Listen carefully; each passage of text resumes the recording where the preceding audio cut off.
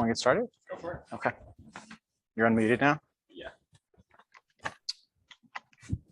Okay. Good morning, everyone. Welcome to Roy Moger-Reischer's PhD defense. It's a pleasure to introduce him.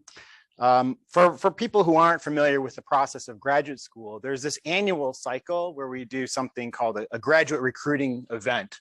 And we just went through this the past 2 weeks. So people from all over the country are submitting their applications and faculty are frantically trying to review them in a short period of time. And we're trying to find good fits, right? We're trying to find people who have the right background, who have the right training, maybe the right ambition. And so then when they come here, there's a good chemistry and people can do good science and grow as individuals and professionals. And so as I was going through this process, I started reflecting on what was that like when Roy applied in 2015, so exactly 7 years ago. And so I went back to his application. And I was wondering if there are good predictors of the chemistry that I think that we had together and that allowed us to do some good work and Roy to be successful as a PhD student. And it wasn't really clear in retrospect. So these are some things that I noted. First and foremost, he did not list me as one of the 4 potential advisors. So it wasn't clear that I was really on Roy's radar. And he had really exceptional scores, GREs, which we don't even evaluate anymore, and a really good GPA. But that doesn't really hold a lot of weight with me because I was a pretty mediocre student in college. So, but that did stick out. One of the things on his CV was that he was responsible for the care of 3 sheep, 1 blind alpaca, and 2 horses. So that stuck out. I don't remember picking up on that 7 years ago. But he did express an interest in microbes, in ecology and ecosystem science. So that stuck out a little bit. And that I sensed that maybe there could be a connection there. Finally, he noted in his essay, and I think this is very Roy-esque, a respect for and curiosity about life unfolding. So those things all kind of suggested to me that maybe there was some reason for us to chat a little bit more. So this was 2015, 2016. So we did a lot of Skype interviews. Zoom hadn't yet been invented, if you want to think about that. And I think we had some kind of connection. And ultimately, an offer was made after our graduate recruiting weekend event when Roy came. And Roy ultimately decided that he would come to IU, join our group on one condition, and that was that he was going to study biocrusts. And so for those of you who aren't familiar with biocrusts, these are assemblages of microorganisms that inhabit dryland areas. And so there's a consortium of bacteria, archaea, microeukaryotes. They produce this matrix that creates this crust on sand. And it's really interesting. There's a lot of complexity and feedback, and the military is interested in how this can kind of keep dust down from forming. So I said, okay. And in our lab, there's usually the flexibility to pursue questions that one likes. And if Roy wanted to come to Indiana, despite there not being a lot of biocrusts here, I would. There are biocrusts on the Great Lakes here. It's only a few hours. There are some biocrusts, but this was going to be something that Roy was going to have to pursue on his own. But I felt that I could help him a little bit with this. And so in September, on arriving in Bloomington, I learned that there was a BioCrust international meeting that happened to be in Moab, Utah. So I thought, well, this would be a great opportunity. So he and I would bond. We would take this trip together to Moab, Utah. We actually both gave talks at this meeting. But it was a big trip. And we had to fly from Indianapolis, and we had to stop in Grand Junction, Colorado for a layover. And so Roy opens his luggage to reveal 6 pan-fried pork chops, individually wrapped in Ziploc bags. And this struck me as a little strange. but who am I to judge? Because as a vegetarian, I had 2 pounds of smoked tofu in my luggage. So maybe there is some kind of kindred spirits in some ways there. So we went to this meeting, met some of the world leaders in biocrust biology. We hiked in arches. We were able to talk to people about research. We went to sites, field sites, long-term experiments. People invited us to use these sites to give us strains of bacteria, cyanobacteria that we were going to try to use. And we came back from Moab, and within 1 week, Roy decided, I don't want to work in biocrusts. And I think that was actually a really mature and wise decision. And so then after that, we went on some new trajectory, and I don't know how we got there, but questions started to arise about the evolution of microbial populations. And I think at that point, Roy just went in his own direction and took off, and he acquired all the skills that he needed to do this, learning how to culture bacteria, which I don't think was necessarily in his repertoire before arriving. So simple things like making media, but also learning how to use flow cytometry, how to measure fitness of microbial populations that had been evolving under different conditions, how to do population genomics. And not only did he learn those tools, he applied them to many different systems, which he's going to talk to you about today. So he learned how to work with budding yeast. He learned how to work with the minimal cell, which you're going to hear about in detail, which is really tricky population of bacteria to study. And finally, what you won't hear about today is some of the efforts that he finished up as one of his last chapters, working with probiotic anaerobic bifidobacterium. And he learned about that in part through an internship that he initiated during the pandemic to go work in Boston at the Department of Defense. I just want to quickly say that in addition to doing all of this and being really productive and publishing papers and maturing into a really inspiring scientist, I think there's been a lot of personal growth, and I don't even know how to describe it all, but I think in all good ways, you were a good person the day you came in, but you've grown a lot. It's reflected in your reflections and your acknowledgement, the way in which you interact with people. You become a much more professional individual. And I'm really I think we're at another crossroads. It's almost like a Moab event. I'm not sure what's going to happen next. Roy's he's chosen not to pursue postdocs, even though those opportunities had been presented to him. And when we've talked about this, he's convinced me that there is a vision and that he really wants to use the tools that he's developed in directed evolution and experimental approaches to evolution in industry, working on problems related to synthetic biology and the problems of aging in microbial populations, which is a major theme of his research. So today, without talking anymore, I want to introduce and welcome Roy to talk to us a little bit about the evolution of designer microorganisms. Thanks, Roy.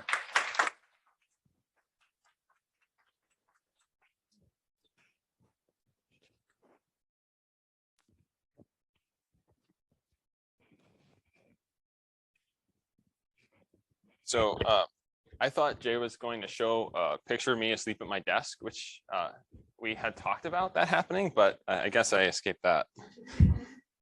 All right, so there we go. Okay, so hi, I'm Roy, and this is my PhD. Welcome to my PhD defense. I'm going to tell you about what I've been working on over the past several years, and I will present data and there will be technical details where necessary, but I'll try not to get too technical because we have a pretty broad audience and there's a lot to overview. So what I did during my years of study here was laboratory evolution. And you might ask, what is that? And also, like, why would you even do that? Because we're really interested in the way that evolution works in nature. Why would you just study it in a laboratory? And the short answer is that evolution takes a really long time.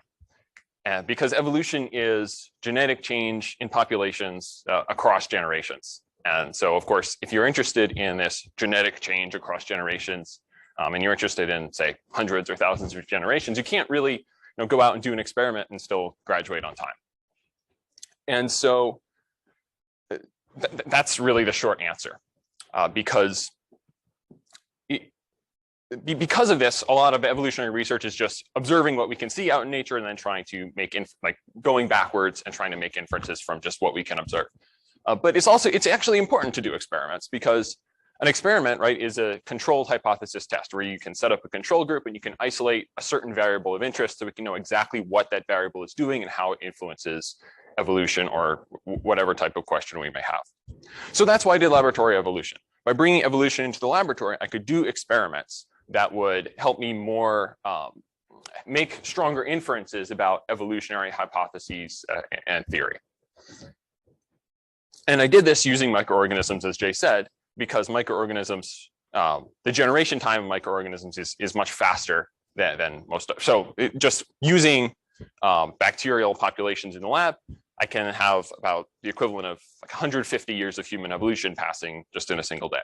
So this allows me to actually graduate on time. And also you can look at very large populations of millions or tens of millions of organisms just in a test tube. And then there's also the second bullet point here of like, why would you even do laboratory evolution? Which is that you can leverage the billion-year-old power of natural selection to generate microorganisms that have useful or practical or industrial applications. So as an example, like Jay mentioned in one of my dissertation chapter 2, I used this approach with a probiotic bacterium where I tried to adapt it to consuming a certain type of dietary fiber. So that you could imagine if you're a patient and you're taking this probiotic and also eating this fiber, you are creating in your gut an environment where the bacteria are very well adapted. And so you'll get more benefit because that probiotic population will be larger and providing more of its benefits. So using laboratory evolution to make a better health product.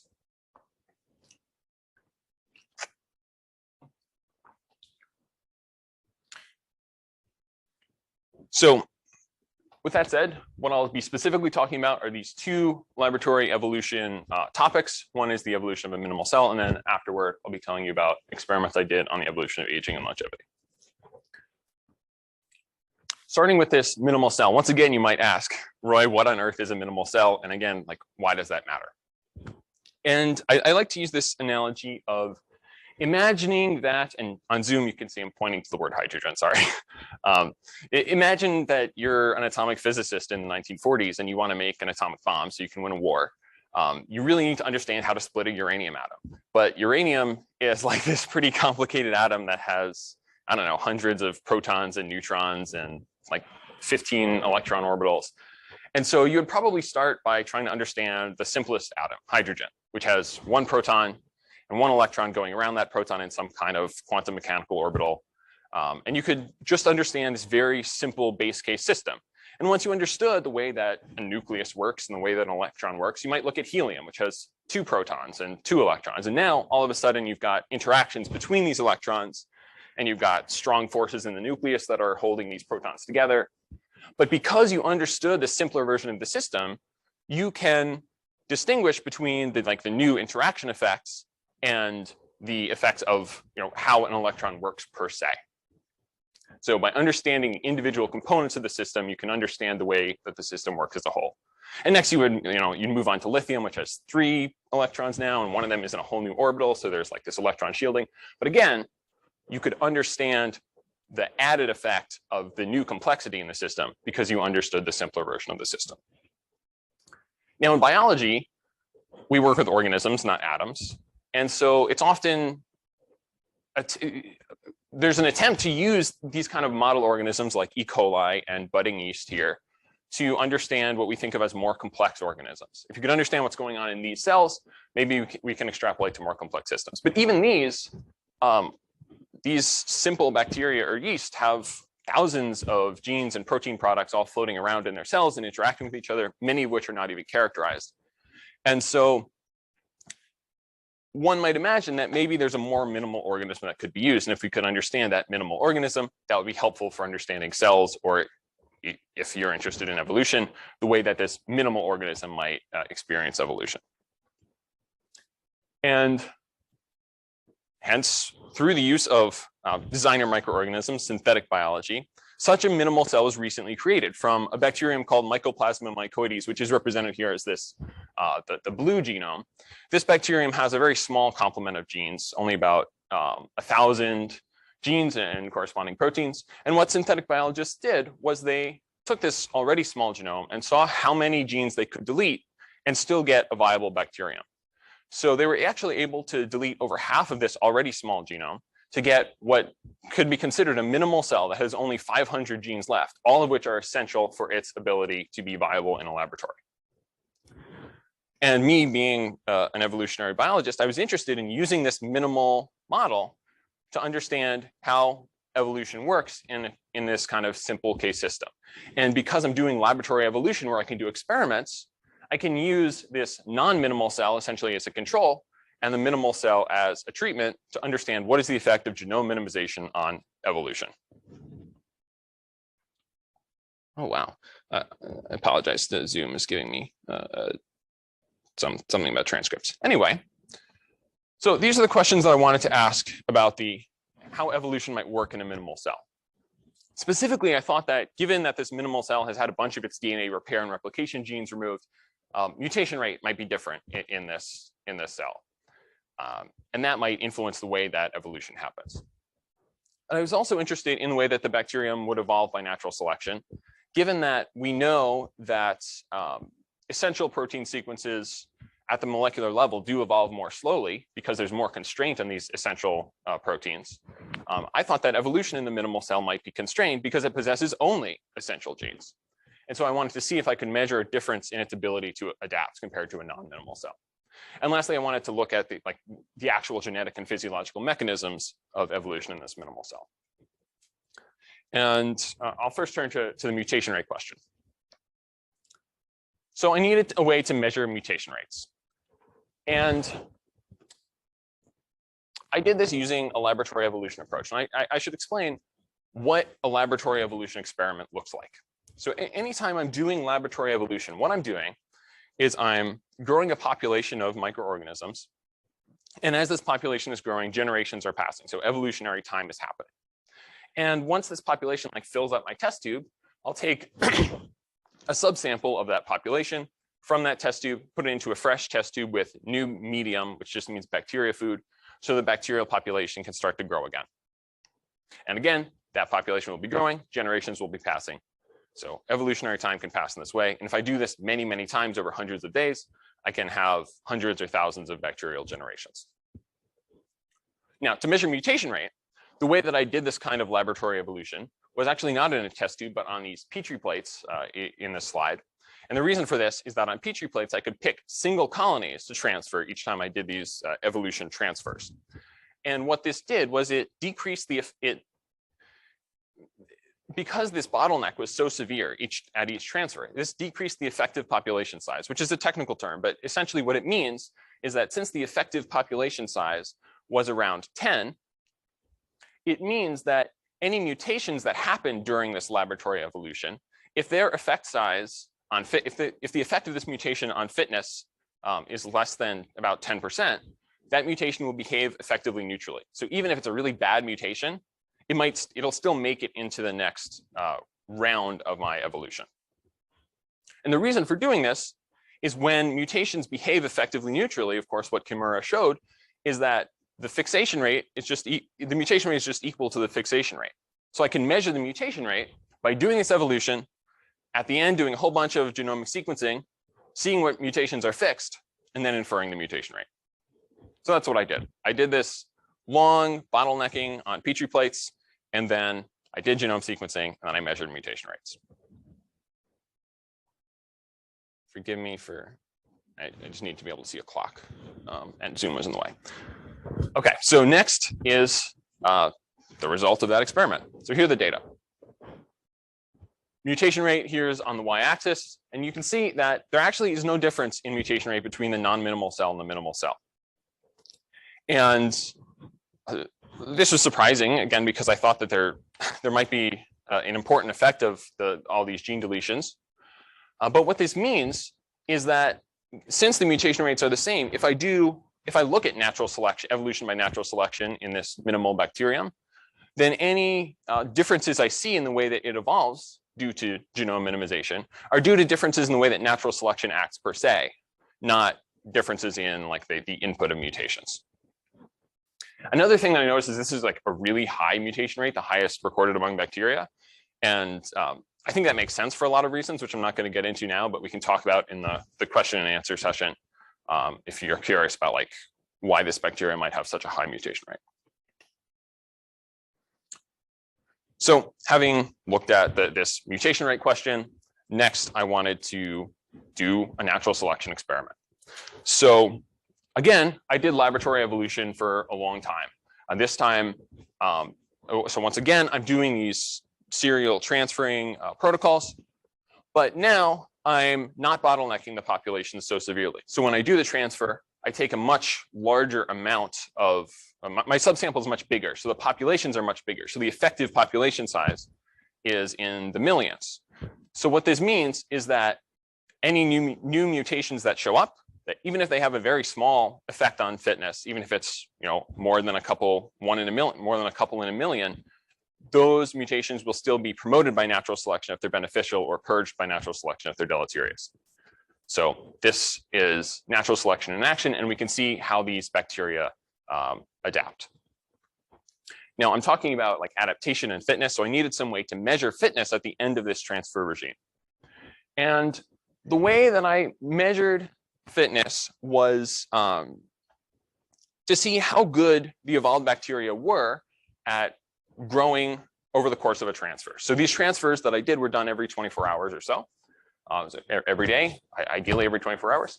And so what I could do was I could measure, if I pitted my evolved bacteria against some competitor, how good were they at growing over and surviving over these 24 hours compared to this consistent competitor strain. So I used a Mycoplasma mycoides strain that was expressing a protein that fluoresces red. And when I mixed the bacteria of interest with these red bacteria in a test tube and then looked at them in a flow cytometer, which is an instrument that shoots lasers at all the cells, and it can see whether, depending on how that laser is scattered, it can see whether the bacteria are fluorescing red or not. I was able to see, well, what is the starting ratio of evolved bacteria to red bacteria? And then how did that change over 24 hours? So if all of the red bacteria went away, it means that the bacteria of interest were outcompeting them. So, and then I could use some math to get a metric of relative fitness over the course of this transfer. So that's what's on the y-axis in this next graph, this relative fitness per day. And the first thing that you can see is that I started just by measuring the ancestor. So that's the minimal and non-minimal bacteria before any evolution happened. And you can see that the minimal cell has really quite low fitness, which maybe makes, is not that surprising because its genome was all messed up. And this isn't a natural organism in any sense. So genome minimization was pretty rough, but through evolution, almost all of the fitness that it lost was recovered in the course of this 300-day, about 2,000 generation experiment. And one thing that's striking is that the amount of fitness gained by the minimal cell is the same as the amount of fitness gained by the non-minimal cell. So to answer my question of whether adaptation might be constrained in the minimal cell, it doesn't seem to be the case at all, because there's just as much adaptation happening in the minimal as the non-minimal. Okay, so there's the same amount of adaptation, but the next thing I wanted to know was, well, is it doing this via the same genetic mechanisms? So once again, I did population genomic sequencing on all of the evolved bacteria. And I looked at I used a permutational analysis to figure out if the composition of mutations was the same or different between the minimal and the non-minimal cell. So like, did all the non-minimal cell populations have more similar mutations than all the minimal cell populations over here? And so I've plotted this just in, so this is like a big multi-dimensional matrix, but I'm plotting it in two-dimensional space here. And what you can see is that, in fact, the non-minimal cell and the minimal cell, they both cluster separately, suggesting that even though they adapted the same amount, they were doing this in different ways. Okay, maybe that's interesting, maybe it's not. And what I wanted to do next was to figure out, given that they're doing this adaptation in different ways, well, what actually are these genetic and physiological mechanisms? What are the genes, the mutations that are driving this adaptation? So I took all of those mutations that I observed in the sequencing, and I wrote computer code to essentially simulate placing all of those mutations at random into all of the genes in the bacterium. Oh, and I should really say, I'm sorry, this is only looking at the shared genes between these two strains. So this is only looking at the essential genes that they both have. Like it wouldn't be fair to make the comparison otherwise. Here, these simulations that I mentioned, I'm doing this with all of the genes in both of the bacterial strains. And what the point of doing simulating the placement of the observed mutations was to generate a null distribution of which genes would have how many mutations if all of this evolution was neutral and random. And then what I could do is I could see if I could take any given gene, see how many mutations it acquired across populations, and I could ask, how unlikely is it to have acquired this many mutations if evolution truly was neutral? And if it's really unlikely that a gene got, say, 5 mutations just by chance, and it was much more likely to get a much smaller amount, then I can infer that there's some force acting to promote the mutations once they occur in this gene, presumably positive selection. So in this way, I was able to identify about 15 genes in each of the minimal and the non-minimal cell that seemed to when they got mutations, those mutations were promoted by positive selection. So suggesting that these genes were important for adaptation. And the output of this simulation analysis is a big ugly gene table, which I can show you in the Q&A if it's of interest. But what I'd like to focus on instead is one specific gene that showed up and seemed to be really important for adaptation, which is FTSZ, which is a cell division gene. Specifically, it determines the site where the cell divides. And I apologize to any microbiologists because that's like a really broad and overview description of what this protein does. But one thing that's really interesting is FTSZ is actually not essential in Mycoplasma and Mycoides, but it was added back into the minimal cell because bacteria that don't have it grow really poorly and aberrantly have weird morphologies.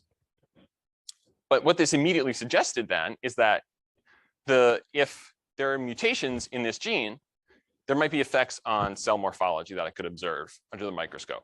So I actually looked at the evolved bacteria. And here's what I found. The non-minimal cell had hugely increased in size during this laboratory evolution. And that was not all that surprising because this has been observed in similar studies before. But what was really interesting was that the minimal cell, despite also having these same mutations in the cell division protein, did not change in size.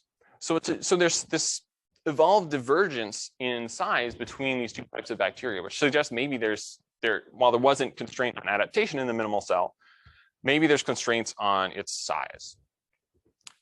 And we wanted to know whether this evolved divergence could really be attributed to the FTSZ mutations, or maybe if something else was going on. So what we did was we used CRISPR to re-engineer the specific FTSZ mutations into the ancestor bacteria. So by doing this, we're isolating the effect of these cell division protein mutations, holding everything else constant and asking whether there are effects on cell size.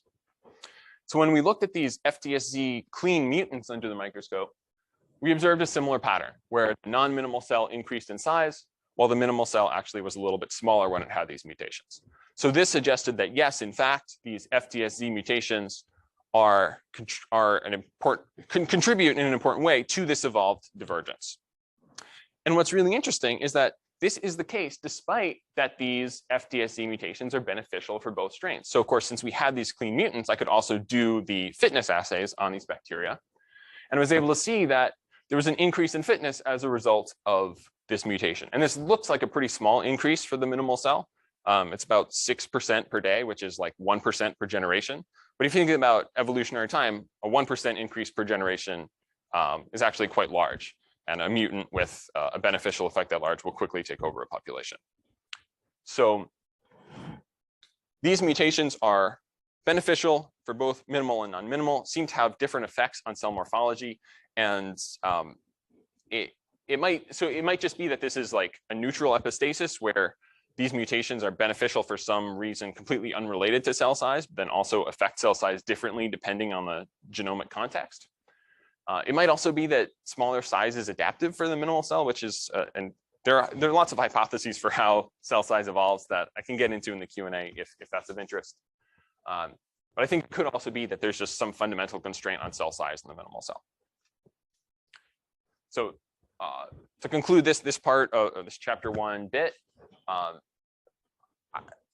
tried to study evolution in a minimal system to understand how evolution happens in this minimal cell, and all my predictions were wrong.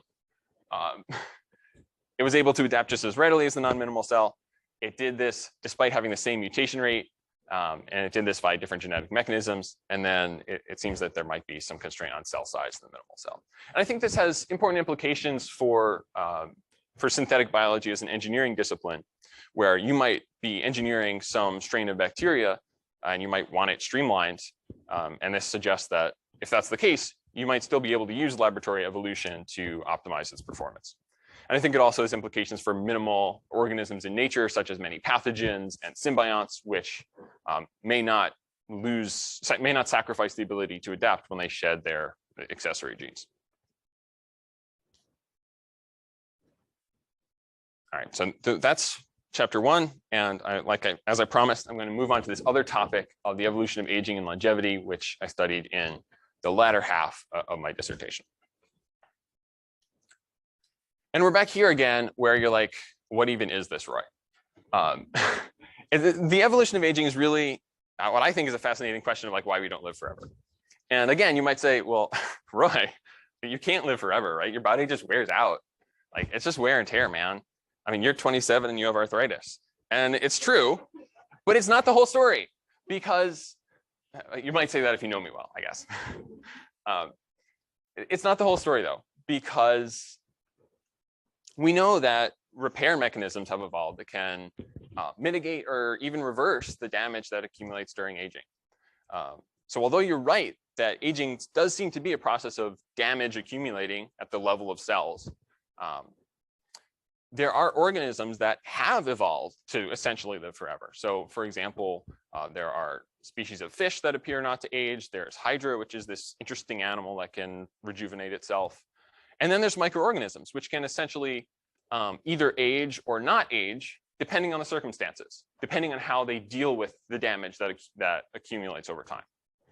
And I mean, perhaps most obviously, right? Like, embryos aren't born aged, right? Like once you're taking some sperm cell and some ovum, and they're derived from adult tissue, but somehow there's a rejuvenation process, what's been called like a ground zero of aging, to which they are reset so that a new organism is born at age 0 and not age equal to its parents. So what all this means is that why don't we live forever is not just a question of like biochemistry, but it really is an evolutionary question. Why haven't more organisms evolved to live forever, given that it's possible? It seems like that would be a good strategy. And so one evolutionary answer to this question is that longevity isn't the whole story. There are other important components of fitness, right? If you live forever but have no offspring, it doesn't matter, because you're still just a dead end. So it's thought that maybe there are trade-offs between the ability to reproduce and the ability to assure your own longevity. So if there are reproduction versus longevity trade-offs, you could imagine that because reproduction is always critical for fitness, right? Fitness is essentially a measure of how many offspring did you raise to maturity. But longevity, once you've reproduced, is kind of dispensable. If you live long enough to have these offspring, then if you die, that doesn't matter evolutionarily. And so you could imagine that if there really are reproduction versus longevity trade-offs, that natural selection would lead to a phenotype with maybe optimized reproduction and not necessarily optimized longevity. So we might not live forever for these kinds of reasons. And again, this is great, but it's like why would you even expect there to be trade-offs between reproduction and longevity? Like, okay, that's a great idea. And I think actually the evidence for the fundamental nature of such trade-offs comes from microorganisms, which is what I explored in chapter 5, which you can see here is featured on the cover of Nature Reviews Microbiology, where I really dived into this question of what is aging and longevity at the fundamental level of a single cell. And it turns out that this does demonstrate the fundamental nature of reproduction versus longevity trade-offs. Because if you're, I mentioned that if you're a microorganismal cell, and we're really anthropomorphizing here, you can decide whether or not to age. And it seems like these two different strategies are: one, you can try to either repair all of the damage that accumulates in the cell, or just kind of like dilute it out when you reproduce. So the cell divides symmetrically and damage is just allocated to both of its daughter cells. Or there's this other strategy where a microorganism, a single-celled organism, could divide and allocate all of the damage to one cell while having the other daughter cell born, if you can use that term, completely free of damage. So asymmetric cell division resulting in one lineage that's free from damage and because of that, more able to, has a higher reproduction rate at the cost of aging and death in the other lineage. And you can show with computer models that this strategy leads to higher reproductive fitness, but it comes at this cost of aging. And I also just think it's like kind of a fascinating topic to even think about, like, what is aging and longevity? And another deep question for Roy, like, what is microbial aging? And that, I hope, is answered in this chapter. And I encourage you to check it out if this is interesting to you. And I think it also has important implications for studying macroorganismal diseases of aging, such as like the process of neurodegeneration I try to show is almost exactly like the process of aging among microorganisms.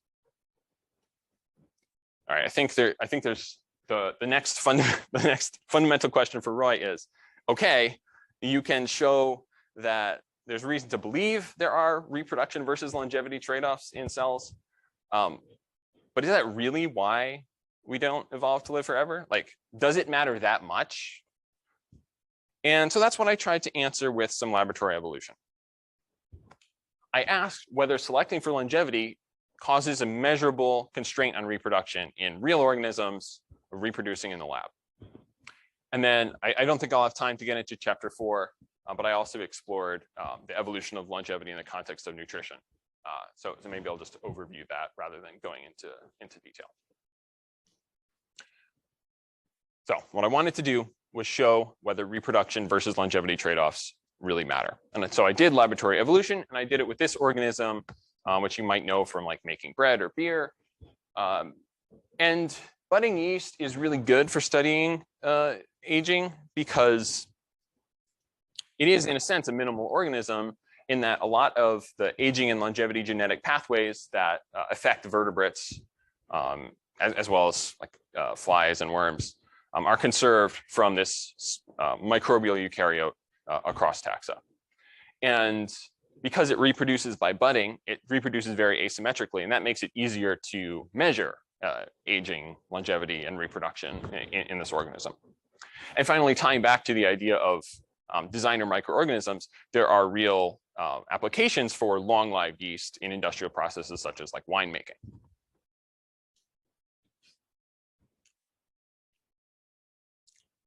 So what I did was an experiment, again, with a control treatment and an experimental treatment. And the experimental treatment here was selection for longevity. So again, I did these laboratory evolution transfers where what I did was I transferred yeast populations every 12 days, a period during which about 95% of them perished due to old age.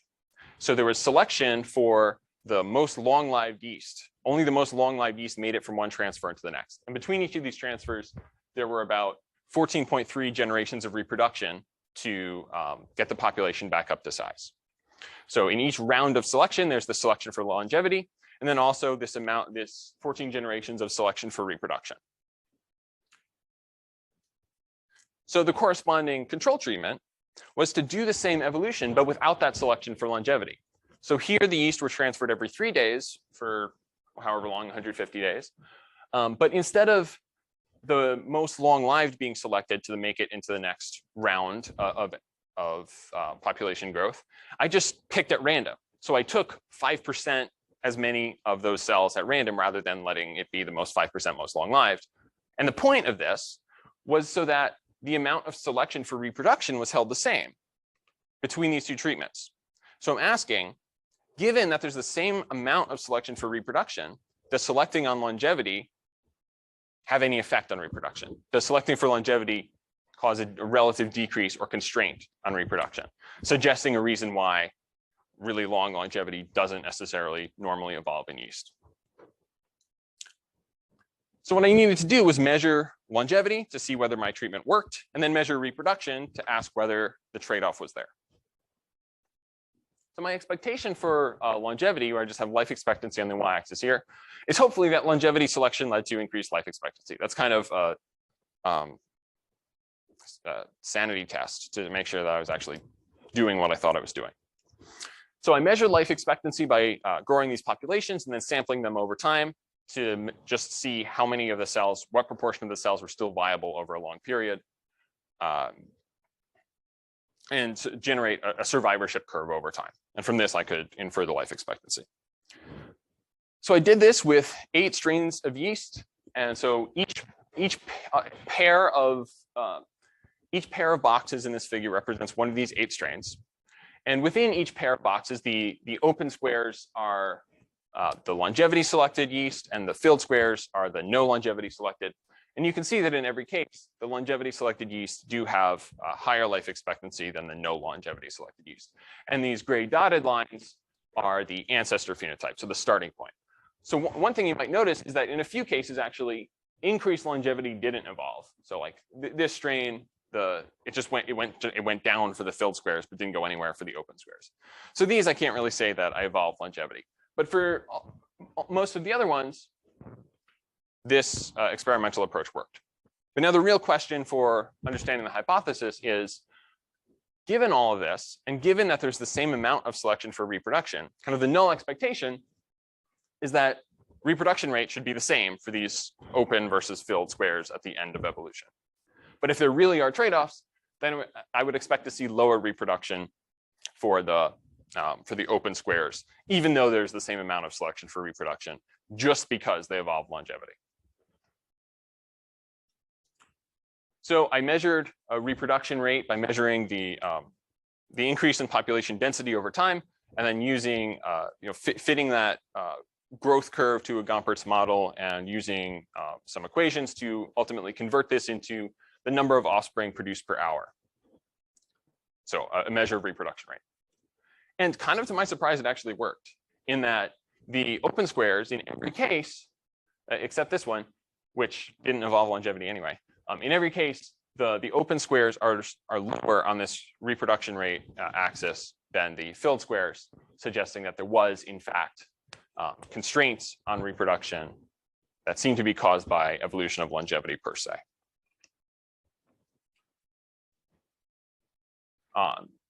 So that's chapter 3. Chapter 4, I don't have time to go into in detail, but I'll just say something quick about it, which is that I study the evolution of longevity in the context of dietary restriction, which just means consuming fewer calories, more or less, without not to the point of malnutrition. And this is an interesting phenomenon because organisms live longer despite having fewer resources. And it's thought that the reason that this happens is that organisms are essentially postponing reproduction so that they can live longer, keep their resources for longevity assurance mechanisms, live longer, reproduce later after this famine period is over. And so this is a hypothesis based on postponed reproduction. And what I did, of course, was a laboratory evolution experiment where I compared evolution on dietary restriction to evolution on non-restricted conditions. And I was able to show that the predictions of this postponed reproduction hypothesis were wrong, suggesting that the reason that organisms have evolved this dietary restriction response are more fundamental than just postponed reproduction, because this response seemed to be adaptive even when you couldn't outlive this famine period. And so I think this had cool implications for the use of dietary restriction or drugs that mimic dietary restriction as therapeutic agents to fight aging or aging-associated disease. So here are just my slides on chapter 4, but it's 10 o'clock, so I'm gonna quickly go through some acknowledgements and then we'll have about 10 minutes for questions and answers. Okay, the most important people I need to acknowledge are the undergraduates who helped me make this work possible. Oh, did I summarize the evolution of aging and longevity well enough? No, I didn't. Let me go back a sec. Before wrapping up completely, what did I learn about aging and longevity? Well, I tried to show that there really is a fundamental connection between reproduction and death. I tried to show that this connection seems to matter in the laboratory when we select for evolution. It causes reproduction, or when we select for longevity, evolution of longevity causes reproduction problems, suggesting a reason why immortality doesn't evolve willy-nilly. And that nutritional context was important when talking about dietary restriction. Okay, one faux pas down, hopefully no more to go. Acknowledgements. I want to thank Kelsey and Danny and Betsy and JD for their serious dedication in the lab. I learned more from you than I could ever have taught you.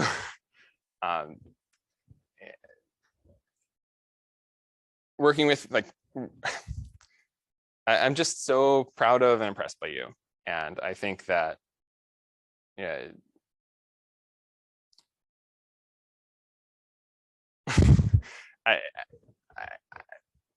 I'm extremely fortunate to have been able to work with you. It was really one of the most fulfilling things that I've done in my time here. And I can't wait for the world to meet you. And then I'm also acknowledging on this slide the sources of funding who either supported me or my research during this time. And I think those are the really important acknowledgements, but this is also the one time that I get to be cheesy. So here we go. I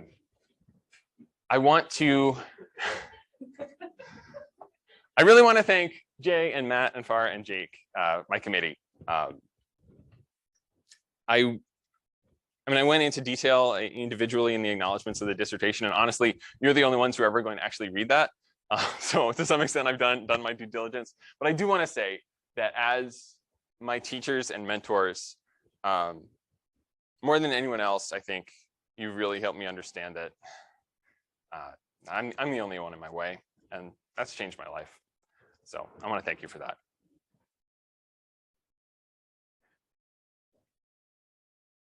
And moving on, I want to thank Ashwini and Katie and Siddhana and Reedy for, it's just been really helpful to be able to discuss and plan and analyze and extract meaning from the grad school experience with you. It's been good to have such a good team. And I want to thank Megan for mentoring me and teaching me to dream big dreams. And I want to thank Etienne because honestly, man, you made Bloomington a place worth living in. It's been really good to share this time with you. And next, we're going to take on the world. And I do want to acknowledge my family, and really in particular, Mom and Dad and Rachel, because you've really supported my pursuit of a vision of a future. And it means everything. And so even when some of the time I may have perseverated or talked too much, it's just been really good to be able to always share what's on my mind, get it out of my mind. And you've always been there to listen. So I really appreciate your patience and open-mindedness.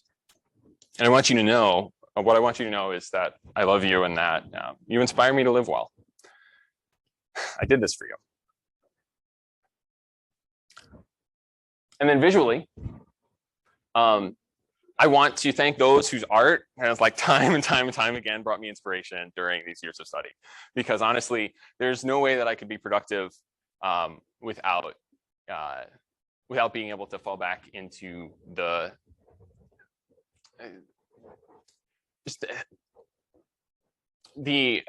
inspiring and expansive vision that I get from listening to this music or reading these books or playing these games. And last, there's still like these two entire columns of names here of people that I don't have time to get into individually in what frankly they did for me. But everyone here, I would like to acknowledge and say thank you for sharing your advice and your knowledge, and most importantly for broadening my perspective. And I think ultimately the most important things that I've learned during these years of study, learned from others, are the value of open-mindedness, of facing my fear, of disentangling my ego, and of love. This was my rebirth, and with that, thank you. Thank you for your attention here and on Zoom. It's time for question and answers. On Zoom, please type questions in the chat. And Katie, just raise your hand. And if you're here, just raise your hand. Thank you.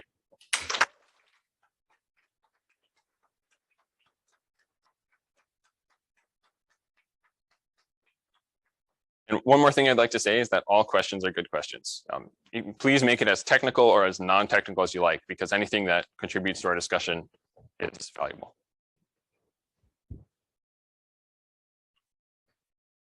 Go for it. Yeah. What's the media you're using in your minimal cell evolution experiments? Okay, so go for it. What do you expect the mutation rate? How do you expect it to change if you have a richer or a more minimal media? Okay. So the question is, what media is being used in the minimal cell experiments, and how might the mutation rate change if that medium was made more rich or less rich? The answer is it's a very rich medium, because the bacterium needs a lot of help to grow. So it's got tons of amino acids and lipids and fetal calf serum. So it's very easy to contaminate because it's so rich.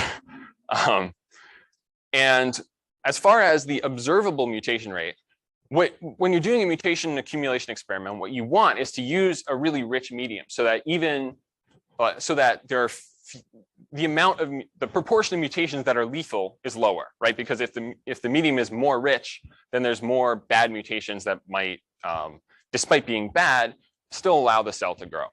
So as far as the observable mutation rate, I think that would be lower on a less rich medium and higher on a more rich medium, because on a less rich medium, there would just be more lethal mutations and those wouldn't show up. As far as how that would actually affect the mutation rate, I don't have a good answer. I might know the answer to that, but not off the top of my head at this moment. Yeah, go for it, Katie. So there's some questions in the chat. The first question is from Mike. Asking why in your first chapter, minimal cell and control have such a high mutation rate. Okay.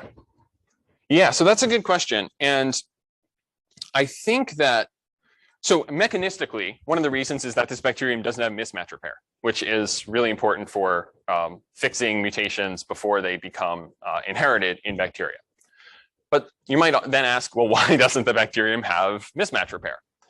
And I think the reason for, there's a hypothesis called the drift barrier hypothesis for mutation rate evolution, which basically says that mutation rates evolve as low as they can until natural selection can no longer see quote unquote the difference between a slightly lower mutation rate and the current mutation rate.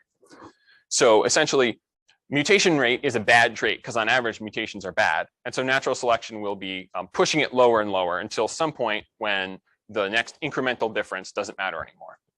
And the point at which that incremental difference doesn't matter anymore depends on this fun technical term I use called the effective population size. And what this means practically is that say, bacteria with a smaller effective population size, so there's more genetic drift and natural selection is weaker, they might ultimately evolve a higher mutation rate because natural selection is weaker, and so it can't push the mutation rate down as much. So what I can tell you for why I think the mutation rate is so high in this bacterium is that there's a lot of data pointing to this bacterium actually having a low effective population size, suggesting that it would evolve a higher mutation rate and perhaps not be able to, and perhaps explain why it doesn't have a mismatch repair.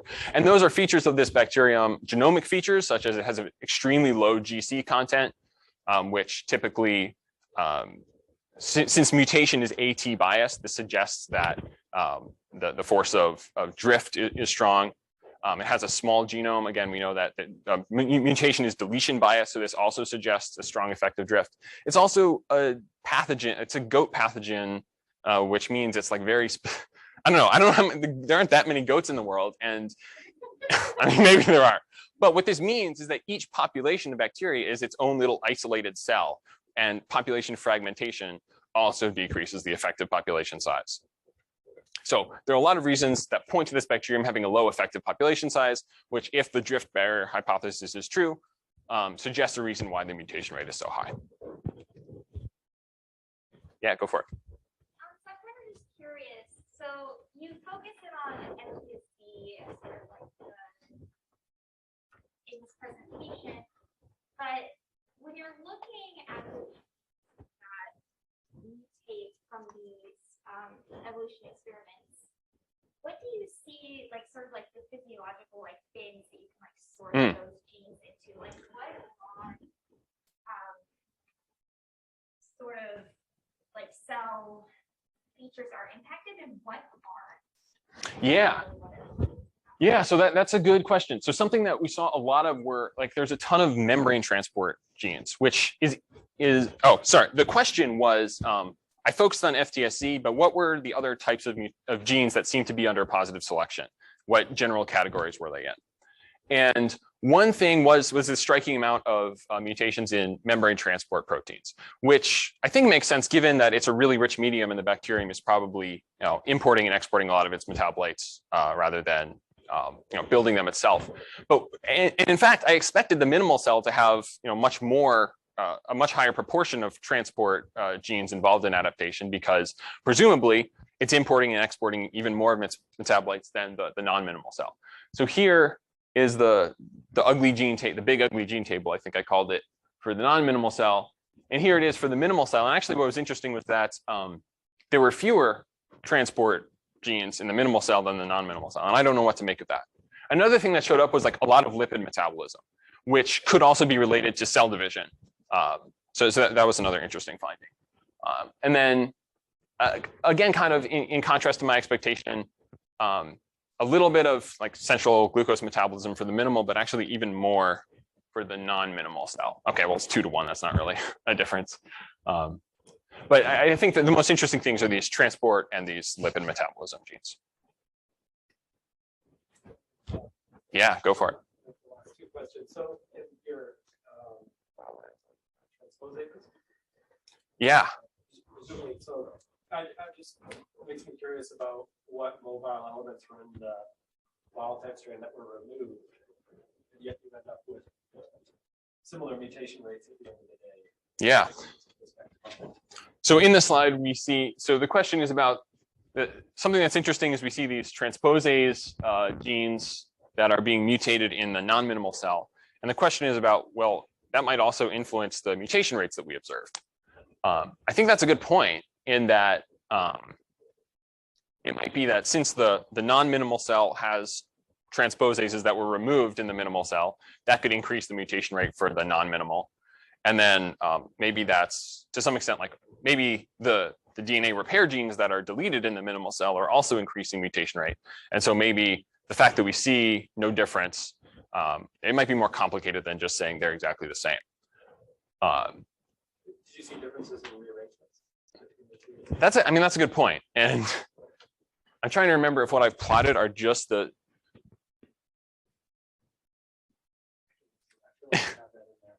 So to answer it in a few ways. The base pair mutation rate was the same, as well as the total mutation rate, because base pair mutations were just overwhelmingly the dominant mutations that we saw. I think there was about like 1 or 2 big rearrangements that we saw in the non-minimal and didn't see any in the minimal, which maybe points to this. It also might point to large rearrangements being just lethal in the minimal cell because they might be too disruptive. So to answer your question, maybe it actually doesn't matter that much because the relative proportion of mutations that have to do with transposase rearrangements seems to be small.